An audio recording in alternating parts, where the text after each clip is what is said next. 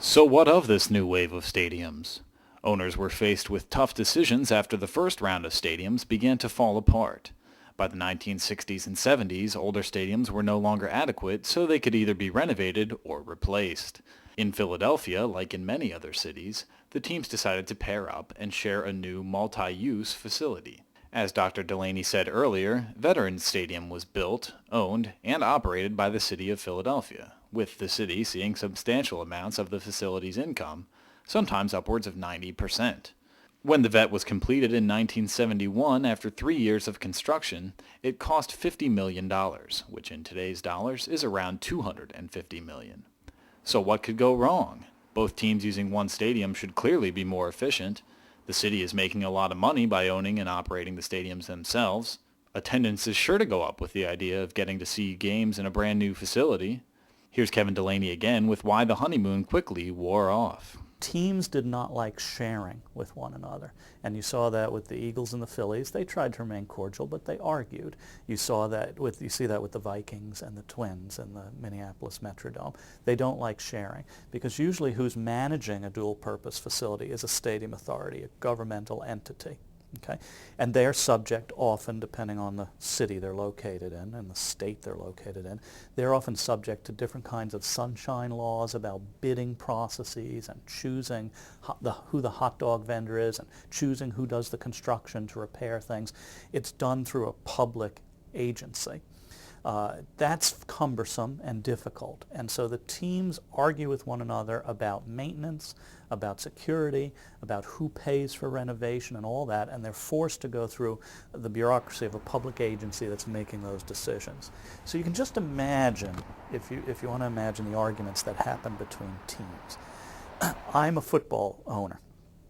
We play 8 times in a dual-purpose stadium. You're the baseball owner, you play 85 times in the dual-purpose stadium. The stadium's starting to fall apart. We're both presented with a plan that it's going to cost $5 million to renovate it. The football owner's quickly going to say, I shouldn't pay for half of this. Your fans are in here 85 times. You have 85 opportunities to sell tickets. I have 8. Why don't you pay based on the number of dates you use the stadium, and I pay based on the number of dates I use the stadium?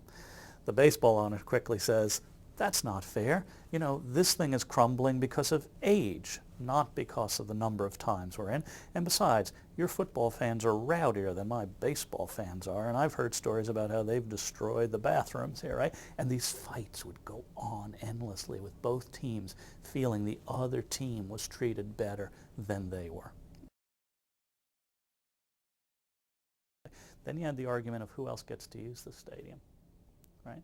If a stadium authority is running a dual-purpose stadium, they're trying to gain some revenues. They want the Rolling Stones and U2 to play a concert there on an off day. Football and baseball team might prefer that not happen. A new stadium is kind of a tourist attraction for a couple of years. Now, the sort of period of time in which you're almost guaranteed increased attendance regardless of how the team is playing on the field, because people just want to come see the new stadium. The honeymoon effect for new stadiums used to be as much as 6 to 10 years, and it's more like 1 or 2 years now. And if the team doesn't produce a decent won-loss record, attendance will drop back down to old stadium levels after just 1 or 2 years. And on top of all that, the stadium's design didn't really accommodate either of its tenants.